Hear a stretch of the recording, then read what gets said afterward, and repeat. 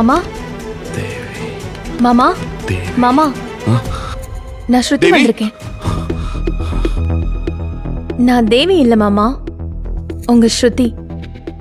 தேவி செத்து போயிட்டா மாமா. அப்படி சொல்லாத சொல்லாத மாமா. ஏன் மாமா எப்போ செத்து போனவன் நினைப்பாவே இருக்கீங்க? அப்படி சொல்லாத. அவள வெறும் பாசிங் கிளவுட்ஸ். அவ இனிமே வரமாட்டா.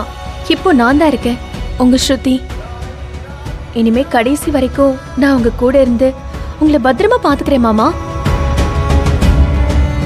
இந்தாங்க சூட காஃபி குடிங்க மாமா. நீங்க சீக்கிரமா குணமாகணும் மாமா. நான் உங்களுக்கு ஹெல்ப் பண்றேன்.